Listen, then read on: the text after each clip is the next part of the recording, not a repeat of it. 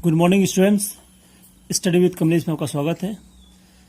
Last class में मैंने climate का लेक्चर 4 लिया था, ठीक है। तो इस 4 लेक्चर में मैंने जो इसके दो कंपोनेंट है। पहला कंपोनेंट है हमारा टेम्परेचर और दूसरा कंपोनेंट था हमारा एटमॉस्फेरिक प्रेशर है, ठीक है। 2 कंपोनेंट मैं कंप्लीट कर चुका हूँ। तीसरा कंपोनेंट हमारा है कौन सा, वो है ह्यूमिडिटी है। तो ह्यूमिडिटी को कंप्लीट करने से पहले तो ह्यूमिडिटी में 2 क्लास लगेंगे, तो उससे पहले मैं आपको कराऊँ कौन सा, composition and structure of the atmosphere, ठीक है ना, वायुमंडल का संगठन एवं संरचना, ठीक है। उसके बाद 2 लेक्चर उसमें लगेगी ह्यूमिडिटी में, और उसके बाद फिर इंडिया क्लाइमेट आएंगे, उसमें भी 3-4 लेक्चर लगेगी। तो भी जो क्लाइमेट का सीरीज है वो लंबा सीरीज है, 6-7 लेक्चर अभी आएंगे उसमें, ठीक है। तो उससे पहले मैं आपको ये कंपोजिशन और स्ट्रक्चर ऑफ द एटमॉस्फेयर बता रहा हूँ, ठीक है। वो कर लेते हैं ताकि आपको आसानी होगी ह्यूमिडिटी पढ़ने में, ठीक है। तो composition and structure of the atmosphere ये क्या है, देखिए। तो air is the essential to the survival of all organism, ठीक है ना। जीवित रहने के लिए वायु सभी जीवों के लिए आवश्यक है, ठीक है। एटमॉस्फेयर क्या है, अब ये एटमॉस्फेयर का डेफिनेशन है, देखिए अगला यहां से। Atmosphere is a mixture of solid, liquid and gases, ठीक है। वायुमंडल क्या है, ठोस, द्रव और गैसों का क्या है, मिश्रण है, ठीक है। अब ठोस में कौन कौन सा चीज आता है, देखिए। जो सॉलिड होगा, सॉलिड में हमारा डस्ट पार्टिकल्स आएगा, मतलब धूल के कण आएंगे हमारा। लिक्विड में क्या आएगा, वाटर मॉलिक्यूल्स, मतलब जल के कण आएंगे। और गैसेस में क्या आ जाएगा, nitrogen, oxygen, argon, water vapour, जलवाष्प, ठीक है ना। ऑक्सीजन, नाइट्रोजन और जलवाष्प ये सारे इसमें आएंगे, ठीक है। तो ये हमारा पार्ट होगा इसका, तो इससे बना हुआ है। And it envelopes the earth all round, मतलब ये देखिए अर्थ के चारों तरफ क्या है, ये इसको कंबल की तरह उसको घेरा हुआ है, ठीक है ना। ये हमारा एटमॉस्फेयर का पार्ट हो गया। तो एटमॉस्फेयर सिंपली आपको बोलना है सॉलिड, लिक्विड और गैसेस का क्या है हमारा, ये मिक्सचर है, इतना आपको बताना है। और ये क्या है, अर्थ को चारों तरफ से घेरता है, ठीक है। इतना परिभाषा आपको याद रखना है। अगला देखना है आपको, the air is an integral part of the earth mass, ठीक है ना। मतलब क्या है, पृथ्वी के वजन का क्या है, इसका क्या है, एक अभिन्न अंग है, ठीक है। And 99% of the total mass of the atmosphere is confined to the height of 32 kilometre from the earth surface, ठीक है। और जो एटमॉस्फेयर का जो 99% उसका वजन है, ठीक है ना, वो 32 किलोमीटर तक ही है। अब 32 किलोमीटर से ऊपर क्या है, उसका 1% बचा हुआ है जितना, ठीक है। The air is colourless and odourless and can be felt only when it blows as wind, ठीक है ना। और तभी महसूस किया जाता है जब ये बहती है, ठीक है ना। वायु पृथ्वी के द्रव्यमान का अभिन्न भाग है, ठीक है। इसके कुल द्रव्यमान का 99% पृथ्वी की सतह से 32 किलोमीटर की ऊंचाई तक है। वायु रंगहीन, गंधहीन होती है तथा जब यह पवन के रूप में बहती है तभी इसे महसूस किया जा सकता है, ठीक है ना। ये हमारा हो गया, ये हमारा जनरल इंट्रोडक्शन था किसके बारे में, एटमॉस्फेयर के बारे में।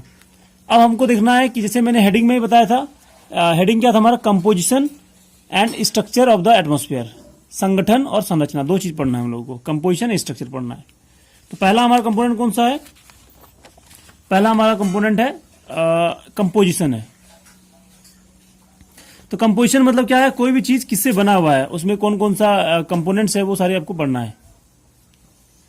The atmosphere is composed of gases, water vapour and dust particle, यही 3 मेनली आप लोग पढ़ना है। क्या क्या पढ़ना है, देखिए मैं इसको बना दिया हूं। कंपोजिशन में क्या क्या आएगा, gases, water vapour and dust particles, मतलब किससे बना है एटमॉस्फेयर, ये पढ़ना क्या है उसमें। कंपोजिशन में गैसेज पढ़ना है, जलवाष्प और धूलकण पढ़ना है, 3 चीजें। देखिए मैं शॉर्ट में बना दिया, इसको आपको याद रखना है, यही चीज आपको, बाकी सारे जरूरी नहीं है। अगला देखिए हमारा, the proportion of gases changes in higher layers of the atmosphere in such a way that oxygen will be almost negligible quantity at the height of 120 kilometre, ठीक है ना। मतलब ऑक्सीजन कहां तक मिलता है, सिर्फ 120 किलोमीटर तक मिलता है, उससे ऊपर आपको नहीं मिलता है ज्यादा। सिमिलरली CO2 का मतलब carbon dioxide and water vapour are found up to 90 kilometre from the surface of the earth. और ये कार्बन डाइऑक्साइड और वाटर वेपर कहां पे मिलेगा, ये 90 किलोमीटर तक मिलता है, उससे ऊपर भी मिलते हैं लेकिन बहुत कम मात्रा में। वायुमंडल गैसों, जलवाष्प और धूलकणों का इससे बना हुआ है, ये मैंने बताया अभी। वायुमंडल के ऊपरी परतों में गैसों का अनुपात इस प्रकार बदलता है जैसे 120 किलोमीटर की ऊंचाई तक ऑक्सीजन की मात्रा नगण्य हो जाती है, अभी मैंने बताया। और कार्बन डाइऑक्साइड और जलवाष्प पृथ्वी की सतह से 90 किलोमीटर की ऊंचाई तक पाए जाते हैं। देखिए इसको मैंने डायग्राम से बताया हूँ यहाँ पे। ये मान लीजिए ये हमारा अर्थ का सरफेस है, ये 30 किलोमीटर 90 60 90 120 किलोमीटर है। देखिए यहाँ तक है, ये 90 किलोमीटर तक है, हमने लिखा है ये H2O है, ठीक है ना। 90 किलोमीटर तक कहाँ है, ये हमारा मतलब जलवाष्प पाया जाता है यहाँ पे। और ये क्या है, CO2 कार्बन डाइऑक्साइड, ये भी 90 किलोमीटर तक ही पाया जाता है, इसके ऊपर बहुत ही कम मात्रा में पाया जाता है। लेकिन 120 किलोमीटर तक क्या है, O2 पाया जाता है, मतलब ऑक्सीजन। देखिए केमिकल फॉर्मूला के रूप में लिखा हूं मैं यहाँ पे। अब देखिए यहाँ पे ऐसा क्यों है कि ऑक्सीजन ही ज्यादा ऊपर तक क्यों पाया जाता है, हाइड्रोजन H2O और या फिर CO2 पर क्यों नहीं पाया जाता है ऊपर तक।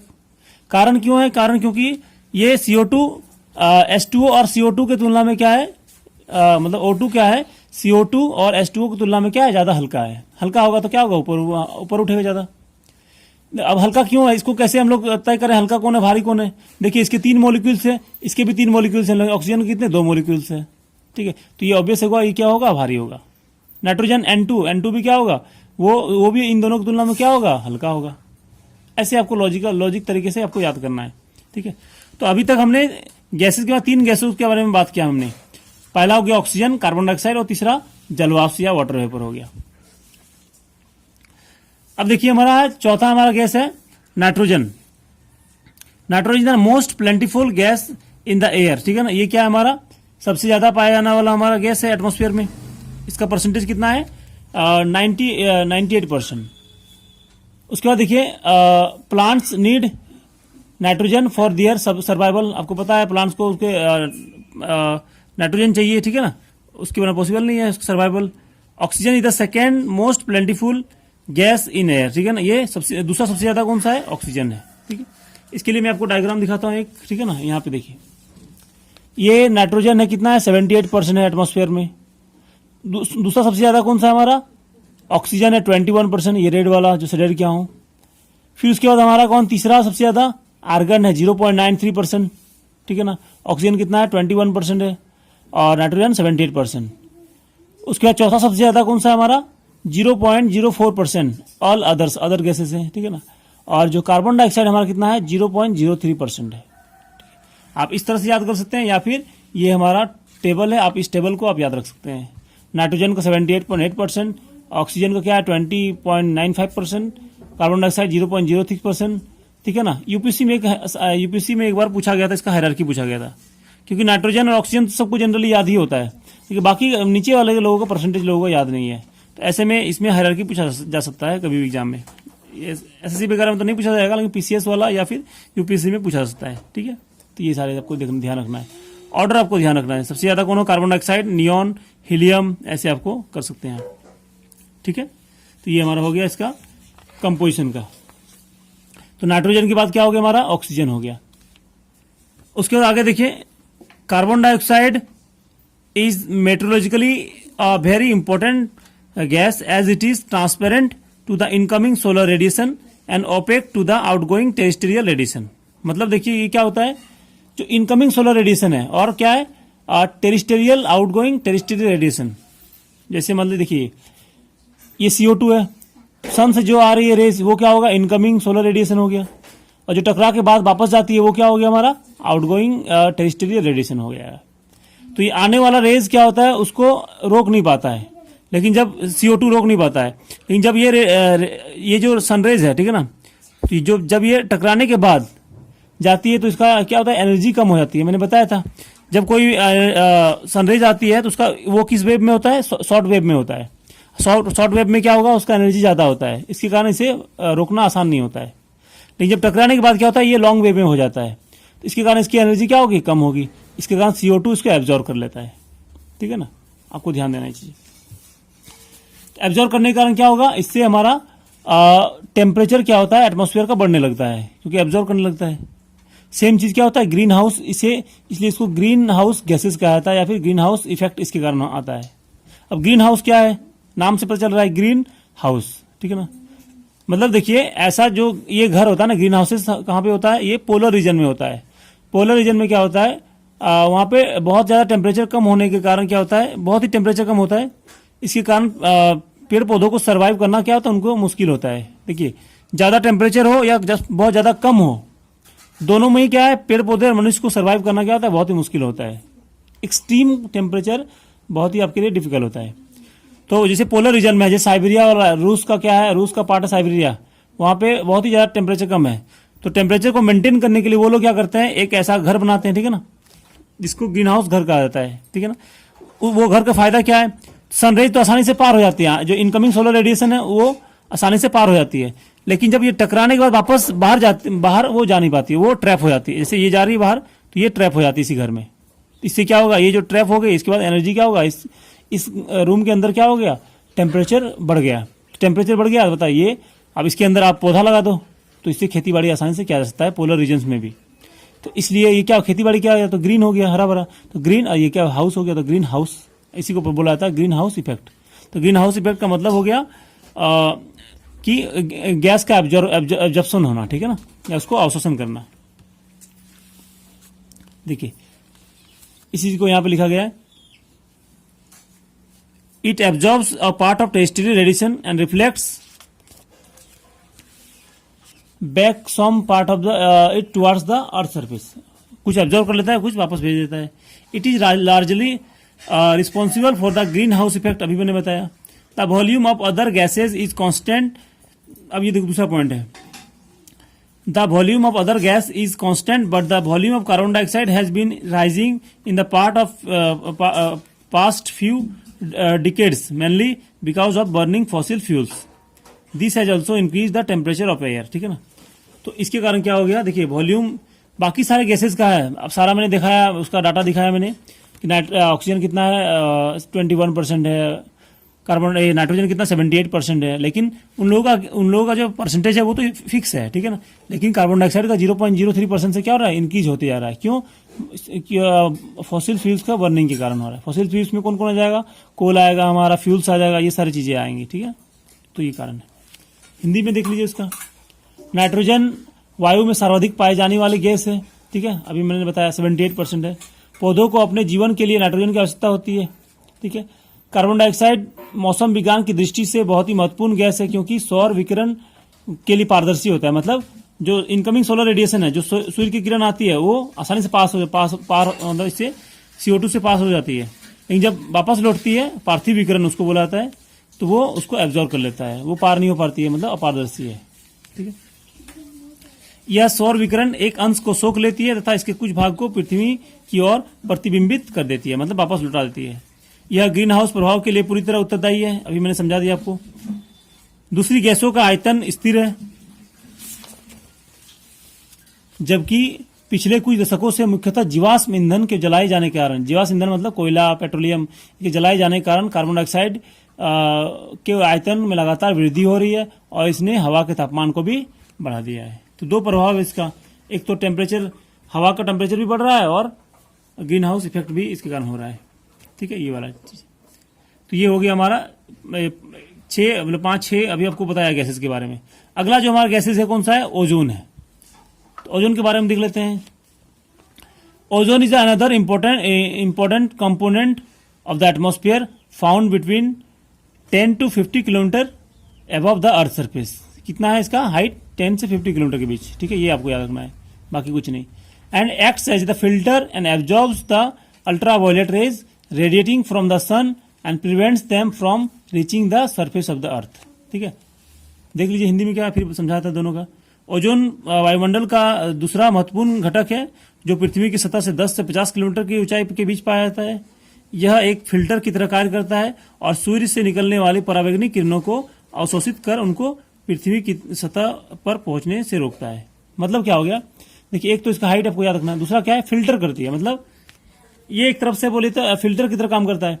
सनरेज से जो यहाँ पे देखिए मैं बताता हूँ, इसे ये एटमॉस्फेयर है, मान लीजिए ये हमारा क्या है, हमारा ये ओजोन लेयर है। तो सनरेज यहाँ से आ रही है, तो इसमें सनरेज से बहुत सारे क्या है हमारे जो हार्मफुल रेडिएशन आती है, जैसे क्या नाम है, अल्ट्रा वायलेट रेज, पराबैंगनी किरण, ultraviolet rays, UV rays इसको बोला जाता है, ठीक है। तो इस रेज को क्या करता है, ये रोक लेती है, ठीक है। और ये रोक लेने के कारण क्या होगा, ये हमारे सरफेस तक नहीं पहुंचता है। सरफेस में नहीं पहुंचने के कारण क्या होगा, अर्थ के सरफेस में नहीं पहुंचने के कारण क्या होगा, ये हमारा अर्थ में जो इसके लिविंग ऑर्गेनिज्म है उनको प्रभाव नहीं पड़ता उसके ऊपर, ठीक है। तो क्या प्रभाव पड़ता है, देखिए ये यदि अल्ट्रावायलेट रेज यदि हमारे अर्थ में आ जाएंगे तो इससे क्या होगा, हमारे स्किन में तो क्या होगा, धीरे धीरे स्किन से पार करते हुए हमारे बोन्स में घुस जाएंगे, ठीक है ना। और बोन्स के थ्रू क्या होगा, हमारा जो बोन मेरो होता है, मतलब हमारे जीन में समा जाएगा वो एक तरफ से। और जीन में समाने के कारण क्या होगा, उसमें हमारा म्यूटेशन हो जाएगा। म्यूटेशन मतलब क्या होगा, जीन में ही आपका चेंज हो जाएगा। हो सकता है कि आप जिसका कोई एक सर हो उसका 2 सर हो सकता है, ठीक है ना, या एक आंख के 2 आंख की जगह 3 आंखें हो सकती है, ठीक है ना। तो इस तरह से आपको क्या होगा, म्यूटेशन हो जाएगा, चेंजेस आने शुरू हो जाएंगे, ठीक है ना। जैसे 5 अंगुली है तो 6 अंगुली 7 अंगुली हो सकता है, ठीक है ना। तो वो जीन में म्यूटेशन आ जाएगा। इतना खतरनाक है ये अल्ट्रावायलेट रेज, ठीक है ना। तो इसलिए आपको ध्यान रखना है पराबैंगनी किरणों को, ठीक है ना। तो सेम चीज क्या होता है, सूर्य ग्रहण के समय भी हम लोगों को ये चीज बोला जाता है कि आपको देखने के लिए मना किया जाता है कि उसमें भी क्या अल्ट्रावायलेट रेज आती है, तो आपको ध्यान देना है, ये वाला पार्ट है। तो ये ओजोन लेयर हमारा क्या है, बहुत ही इंपॉर्टेंट लेयर है। और अभी न्यूज में कुछ दिन पहले आपको पता होगा कि अंटार्कटिका में ओजोन लेयर का मतलब छेद हो गया था, ठीक है ना, होल्स हो गया था छोटा। अभी हालांकि वो भर गया, ठीक है ना, वो मेंटेन हो गया वो जो ओजोन होल है, ठीक है ना। लेकिन ज्यादा कार्बन डाइऑक्साइड इमिशन से क्या होगा, वो फिर से होल फिर से बन सकता है, तो वो ध्यान देना आपको। अगला हमारा क्या है, तो ये हमारा गैसेस का हो गया। अब अगला हमारा कौन सा है, वाटर वेपर का। तो वाटर वेपर क्या है, देखिए वाटर का 3 फॉर्म होता है, सॉलिड, लिक्विड और गैसेस फॉर्म में होता है। तो गैसेस फॉर्म को क्या बोला जाता है, हमारा वाटर वेपर होता है बोला जाता है। सॉलिड फॉर्म को क्या बोला जाएगा, हमारा वो है आइस हो जाएगा, ठीक है। तो water vapour is also a variable in the atmosphere which decrease with altitude, ठीक है ना। मतलब क्या हो गया, एल्टीट्यूड मतलब ऊंचाई हो गया। देखिए जलवाष्प वायुमंडल में उपस्थित ऐसी परिवर्तनीय गैस है जो ऊंचाई के साथ क्या होता है, घटती जाती है। मतलब हाइट से बढ़ेंगे तो क्या होगा, मतलब सरफेस से ऊपर क्यों जाएंगे तो क्या होगा, ये वाटर वेपर क्या होगा, डिक्रीज होगी। क्यों होगी, कारण ये है क्योंकि जैसे जैसे ऊपर क्यों जाएंगे तो टेम्परेचर भी क्या होता है, डिक्रीज होगा। और टेम्परेचर डिक्रीज होगा तो बताओ उस हवा में क्या होगा, उसका जो कैरिंग कैपेसिटी होगी, उसका एनर्जी कम हो जाएगी। और एनर्जी कम होगा तो बताइए पानी ढोने की क्षमता भी क्या हो जाएगी, कम होगी। इसलिए क्या हो गया, सरफेस से ऊपर क्यों जाएंगे तो वाटर वेपर क्या होता है, वो डिक्रीज करता है। इसलिए ये सब स्टेटमेंट के रूप में कभी भी यूपीएससी या स्टेट पीसीएस में दिया जा सकता है, ठीक है ना। एसएससी में तुम इस तरह से पूछा जाना संभव नहीं है, ये फैक्चुअल नहीं है, इसलिए तो ये कंसेप्चुअल है। देखिए अगला क्या हमारा, ये तो हो गया, हमने वाटर वेपर को 2 तरीके से बांटा, ठीक है। आप यहाँ पे, मैं यहाँ पे छोटा सा डायग्राम इसे बना देता हूं। देखिए वाटर वेपर, ठीक है ना, हिंदी में क्या हो गया, जलवाष्प। तो जलवाष्प को हमने 2 तरीके से बांटा, इसको बांट सकते हैं ऐसे। एक तो एल्टीट्यूड वाइज, मतलब ऊंचाई के आधार पे, और दूसरा क्या हो जाएगा हमारा, लैटिट्यूड वाइज, मतलब अक्षांश के आधार पे ये कैसा होता है, और ऊंचाई के आधार पे कैसे हो गया। तो ऊंचाई के आधार पे तो मैंने बता चुका हूं, ठीक है। ऊंचाई के आधार पे क्या होता है, सरफेस से ऊपर क्यों जाएंगे तो क्या होगा, वो जलवाष्प घटता है। अब हम लोग देखते हैं latitude wise. In the warm and the wet tropics it may account for 4% of the air by volume, while the dry and the cold areas of desert and polar regions it may be less than 1% of the air, ठीक है। मतलब क्या हो गया यहाँ पे, देखिए गर्म और आर्द्र उष्ण कटिबंध में यह हवा के आयतन के 4%, और जबकि ध्रुवों जैसे ठंडे तथा रेगिस्तानों जैसे शुष्क प्रदेशों में यह हवा के आयतन के 1% से भी कम होगा। ऑब्वियस है, ट्रॉपिक्स में क्या होता है मैंने बता चुका हूं, जो वार्म एंड वेट ट्रॉपिक्स है, मतलब जो गर्म वाले क्षेत्र है, तो गर्म वाला क्षेत्र होगा वहां पे क्या होगा, इवेपोरेशन का रेट ज्यादा होगा, मतलब वाष्पीकरण का रेट ज्यादा होगा। और वाष्पीकरण का रेट ज्यादा होगा तो हवा में मॉइस्चर क्या होगा, ज्यादा होगा, ऑब्वियस है। इसलिए ट्रॉपिकल रीजन में क्या होगा, उसमें जलवाष्प की मात्रा ज्यादा होगा। कितना होगा, 4% होगा। लेकिन डेजर्ट में क्या होता है, वाष्पीकरण कम होता है। पोलर रीजन में भी वाष्पीकरण क्या होगी, कम होगा। इसके कारण क्या होगा, उस वाले क्षेत्र में हमारा इवेपोरेशन कम होने के कारण क्या होगा, वहां पे वाटर वेपर भी क्या होगी, कमी होगी। इसलिए वहां पे क्या पाया जाएंगे, 1% होता है। एयर का जितना वॉल्यूम है उसका 1% होगा, ये याद रखना है आपको, ठीक है। 2 जगह कंपेरिजन किया। देखिए लैटिट्यूडनल वाइज हो गया, तो आप इसको यदि मान लीजिए इस तरह कर सकते हैं, ठीक है। ऐसे मैंने बनाया, अर्थ का ये है, ये 0 डिग्री है, इधर 30-35 डिग्री है, या ये मान लीजिए 23 डिग्री है। ये वाला आपको याद होगा शायद, ठीक है।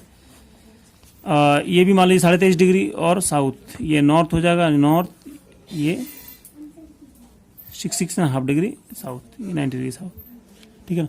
तो वाटर वेपर सबसे ज़्यादा कहाँ पे होगा? इक्वेटोरियल रीजन में होगा कि नहीं? यहाँ पे टेम्परेचर सबसे ज़्यादा है। फिर यहाँ पे क्या होगा? यहाँ पे वाटर वेपर सबसे कम होगा। फिर इसके अलावा जहाँ जहाँ आपको डेजर्ट मिलेगा, मैंने बताया था कि 23.5 डिग्री इसी के आसपास, इसी वाले रीजन में क्या होगा? डेजर्ट ज़्यादा है, तो इसमें भी क्या होगा? आपको वाटर वेपर क्या होगा? कम होगा इसकी तुलना में। ये आपको लॉजिक लगाना है। इधर भी 23 एंड साउथ में भी क्या है? डेजर्ट ज़्यादा है, तो इसमें भी क्या होगा? वाटर वेपर कमी होगी, इस वाले रीजन में ज़्यादा होगा। तो जहाँ जहाँ वो गर्मी क्षेत्र होगा और लेकिन वेट होगा, मतलब वहाँ पे क्या होगा? वहाँ पे पानी का सोर्स ज़्यादा होगा वैसी जगह में। जोरी नहीं, गर्मी सिर्फ। राजस्थान में भी गर्मी है, लेकिन वहाँ पे राजस्थान में क्या होगा? वाटर वेपर उतना कमी होगी। लेकिन वही चले आइए आप बिहार में या फिर उत्तर प्रदेश, इस वाले इलाके में ज़्यादा होगा। कोस्टल इलाका में क्या होगा? कोस्टल इलाके में भारत का जितने तटीय क्षेत्र है वहाँ पे क्या होगा? वाटर वेपर ज़्यादा होगा। किसकी तुलना में? इंटीरियर की तुलना में, ठीक है। तो ऐसे आपको ये तुलना करना है। लद्दाख में क्या होगा? वाटर वेपर कम होगा, क्योंकि वो डेजर्ट है लद्दाख। राजस्थान में भी क्या होगा? वाटर वेपर कम होगा, ठीक है। तो ये आपको, जहाँ पोलर रीजन है कश्मीर वगैरह, उधर भी क्या होगा? वाटर वेपर कम होगा। तो आपको ये लॉजिक लगाना है, ठीक है। तो एक तो हो गया, ये हमारा पहला हो गया वाटर वेपर का डिस्ट्रीब्यूशन। दो तरीके से करना है, एक तो लैटिट्यूड वाइज, अल्टीट्यूड वाइज, दूसरा लैटिट्यूड वाइज, मतलब ऊंचाई और अक्षांश के आधार पे। अगला देखिए अगला हमारा कौन सा है? It also absorbs part of the insolation from the sun and preserve the earth radiated heat, ठीक है ना। इसका हिंदी क्या देख लेते हैं, ठीक है। यह सूर्य से निकलने वाले तापमान के कुछ भाग को अवशोषित करती है तथा पृथ्वी के निकलने वाले ताप को संग्रहित करती है, ठीक है ना। अभी मैंने बताया। तो ये भी देखिए कार्बन डाइऑक्साइड की तरह ये भी क्या होता है? वाटर वेपर भी क्या होता है? सनरेज को क्या करे? एब्जॉर्ब करती है। एब्जॉर्ब करती है, इसका मतलब ये भी क्या होगा? ये भी ग्रीन हाउस गैस हो गया। तो आपको एक बार क्वेश्चन में पूछा गया है, ऐसे यूपीएससी में पूछा गया कि ग्रीन हाउस गैसेज कौन कौन से हैं? तो बताइए, एक तो हो गया हमारा CO2 हो गया, कार्बन डाइऑक्साइड। दूसरा क्या हो गया हमारा? वाटर वेपर हो गया। और भी ग्रीन हाउस गैसेज है, वो मैं बताऊंगा, जो एब्जॉर्ब करती है। एब्जॉर्ब मतलब कोई भी गैसेज जो सनराइज को एब्जॉर्ब करती है वो क्या होगा? ग्रीन हाउस गैसेज होगा। ये होगा, ठीक है। तो ये दो हो गया, अभी और भी बताऊंगा। It thus acts like a blanket allowing the earth neither to become too cold nor too hot, ठीक है ना। इससे क्या होता है? ना तो ज्यादा गर्म होती है, ना तो ज्यादा वो कोल्ड होती है। Water vapour also contribute to the stability और इंस्टेबिलिटी इन द एयर, ठीक है ना। मतलब ज्यादा वाटर वेपर होगा तो स्टेबल होगा, कम वाटर वेपर होगा तो अनस्टेबल होगा, ठीक है। देखिए इसके कितने सारे फंक्शन हो गए वाटर वेपर का। तो वाटर वेपर कितने सारे अनस्टेबल हो, देखिए फीचर्स होगा। तो इसका वाटर वेपर, तो एक पहले तो बात हो गया स्टेबिलिटी में हो गया, मतलब स्थिरता और अस्थिरता में इसका क्या मदद करेगा, ठीक है ना। उसके बाद क्या हो गया? ये क्या होता है? ग्रीन हाउस इफेक्ट में, ग्रीन हाउस इफेक्ट उसका हो गया, मतलब कि ग्रीन हाउस प्रभाव का ये हो जाएगा। तो ये वाला चीज, दो चीज आपको देखना है, इसका फंक्शन हो गया। हिंदी में देख लीजिए। इस प्रकार यह कंबल की तरह कार्य करती है और पृथ्वी को न तो अधिक गर्म तथा न ही अधिक ठंडा होने देती है। जलवाष्प वायु को स्थिर और अस्थिर होने में योगदान देती है, ठीक है। ये हमारा दूसरा कंपोनेंट हो गया, ठीक है। जलवाष्प हो गया और गैस हो गया। तीसरा कंपोनेंट हो गया हमारा डस्ट पार्टिकल्स या फिर धूल कण है, ठीक है। अब धूल कण के बारे में क्या है? ये भी हमारा इंपॉर्टेंट है, ठीक है। Atmosphere has a different sufficient capacity to keep small solid particles which may originate from different source and includes. अब कौन कौन से स्मॉल सॉलिड पार्टिकल्स है ये देख लेते हैं हम लोग, ठीक है ना। ये आपको ध्यान रखना क्या है? स्मॉल सॉलिड पार्टिकल, बाकी कोई मतलब नहीं है। सी सॉल्ट, समुद्र से जो नमक है उसका छोटे छोटे कण होते हैं। फाइन सॉयल, ठीक है ना। स्मोक शॉट्स, एसेस, ठीक है। पोलन, डस्ट, डिसइंटीग्रेटेड पार्टिकल्स, ये सारे हैं, इतने सारे, ठीक है ना। हिंदी में इसका देख लीजिए क्या होता है। वायुमंडल में छोटे छोटे ठोस कणों को भी रखने की क्षमता होती है। ये कण विभिन्न स्रोतों से, जैसे समुद्री नमक है वो भी सॉलिड पार्टिकल छोटे छोटे होते हैं, ठीक है ना, वो भी हवा में होते हैं। महीन मिट्टी होते हैं जो हवा के कारण धूल में एटमॉस्फेयर में आ जाती है। धुएं की कालीमा, ठीक है ना, जो जैसे मान लीजिए व्हीकल से एमिशंस होता है, गाड़ी से निकलती है, ठीक है ना, या फिर चूल्हे से निकलती है, ठीक है ना, कोयले के जलाने से, वो भी क्या छोटे छोटे वो सॉलिड पार्टिकल ही है, ठीक है ना। राख, ठीक है ना, पराग हो गया, फिर उसके बाद धूल तथा उल्का के टूटे हुए कण भी निकलते हैं। ये सारे इतने सारे आपको याद रखना है, ये सारे किसी भी नहीं जा सकता, ये सारे कौन सा है, डस्ट पार्टिकल्स है, ये सारे आपको एटमॉस्फेयर में मिलते हैं, ठीक है। Dust particles are generally concentrated in the lower layers of the atmosphere. क्यों लोअर लेयर्स में ही क्यों होते हैं, हिंदी में क्या है इसका, धूलकण प्राय निचले भाग में मौजूद होते हैं, क्योंकि सॉलिड है ना, सॉलिड का वजन क्या होता है, ज्यादा होता है। अभी बताया गैसेस क्या है, उसकी हाइट बहुत ऊंचे तक, अभी बताया मैंने 120 किलोमीटर तक आपको क्या मिलेगी, आपको ऑक्सीजन मिलेगी, 90 किलोमीटर तक कार्बन डाइऑक्साइड और जलवाष्प मिलेगा। लेकिन ये क्या है, लोअर लेयर्स में होते हैं, क्योंकि ये सॉलिड है, सॉलिड का वजन क्या होता है, जनरली ज्यादा होता है। येट कन्वेक्शनल एयर करेंट्स में भी transport them to great heights, ठीक है ना। इसका हिंदी क्या है, फिर भी संवहनीय वायु प्रवाह इन्हें काफी ऊंचाई तक ले जा सकता है, ठीक है। संवहनीय कन्वेक्शनल करंट क्या होता है, मैंने बताया था आप लोगों को कि एयर क्या होती है, गर्म होने के बाद, ये गर्म होने के बाद क्या होगी, एयर ऊपर उठती है। तो ये जब ऊपर उठती है तो अपने साथ क्या होता है, डस्ट पार्टिकल, ये सारा डस्ट पार्टिकल को भी अपने साथ ऊपर ले जाती है, ठीक है। तो इसके कारण क्या होता है, ये ऊपर जा सकती है। बाकी अन्यथा ये क्या होगा, generally dust particle lower layers में ही होते हैं, ठीक है ना, ये ध्यान देना आपको। तो ये एक्सेप्शन छोड़ देना आपको, जनरली क्या है, लोअर लेयर्स में ही है। अब देखिए इसका डिस्ट्रीब्यूशन बताया गया है। The higher concentration of dust particles is found in the subtropical and temperate region due to dry winds in the comparison to the equatorial and polar regions है, ठीक है। हिंदी में देख लीजिए इसका डिस्ट्रीब्यूशन क्या है।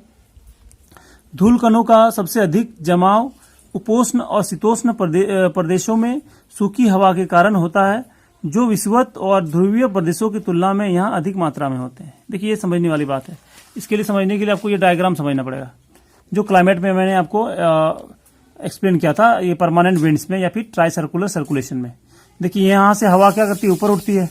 जब यहाँ से हवा ऊपर उठती है और इसके बाद 30-35 डिग्री में ये क्या करती है, मर्ज करती है। अब मैंने बताया था जब ये मर्ज करती है तो क्या होती है, ये ड्राई एयर होती है। तो अपने साथ धूलकण जो होती है वो जाके कहाँ जमा करती है, इस वाले रीजन में, 30-35 डिग्री 40 डिग्री के आसपास। इसलिए इस वाले रीजन में और इस वाले रीजन में, सब ट्रॉपिकल रीजन में क्या होगा, आपको डस्ट की मात्रा सबसे ज्यादा होगा, क्योंकि हवा क्या होता है, हवा उड़ा के ले जाती है सारा डस्ट। यहाँ का सारा डस्ट कहाँ ले जाती है, यहाँ ले जाती है।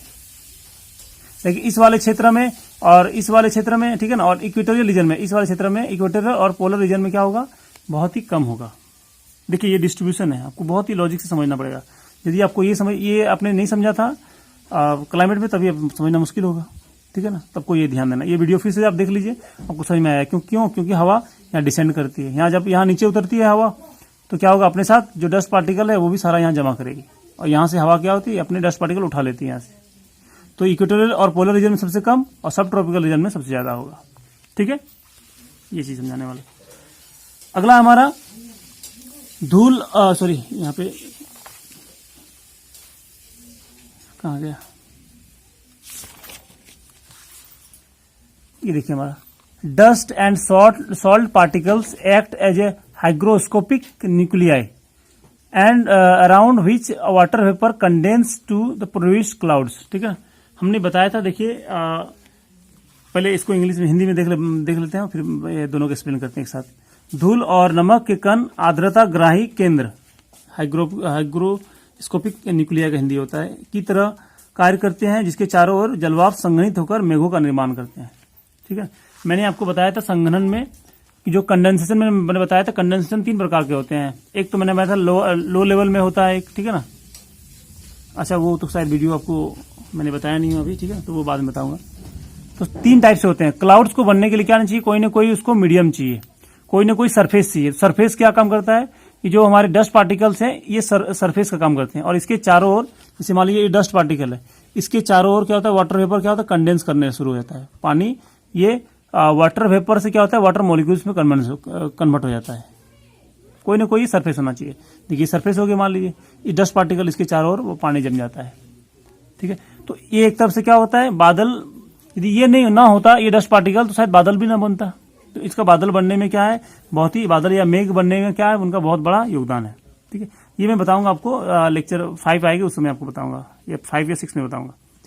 तो ये तो हमारा था पूरा आज का इसका हमारा कंपोजिशन था, इसका संगठन था। अगला जो हमारा टॉपिक होगा वो कौन सा, हमारा स्ट्रक्चर ऑफ द एटमॉस्फेयर। तो अभी वीडियो लंबी हो जाएगी, तो आज मैं इतने रखता हूँ, ठीक है। अगली जो वीडियो होगा सेकंड लेक्चर में मैं पूरा एटमॉस्फेयर कंप्लीट कराऊंगा, वो है स्ट्रक्चर ऑफ द एटमॉस्फेयर। अब इससे रिलेटेड आपको कोई दिक्कत है तो आप इसको कमेंट करें, ठीक है ना। और टेलीग्राम नंबर है, टेलीग्राम में आप मैं क्वेश्चन भेजता हूँ, आप वहाँ पे इससे रिलेटेड मैं क्वेश्चन भेज दूंगा। और व्हाट्सअप नंबर भी साथ में दे देता हूँ, ताकि आपको कोई डाउट है तो आप उससे मुझे पर्सनली पूछ सकते हैं, ठीक है।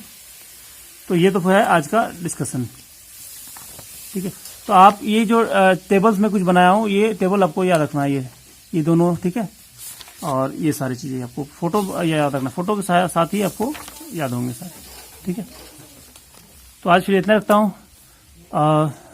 यदि आपने अभी तक चैनल को सब्सक्राइब नहीं किया है तो प्लीज़ सब्सक्राइब कर लीजिए, ताकि आपको आने वाले अपडेट्स आपको मिलता रहे, ठीक है ना। थैंक यू, धन्यवाद।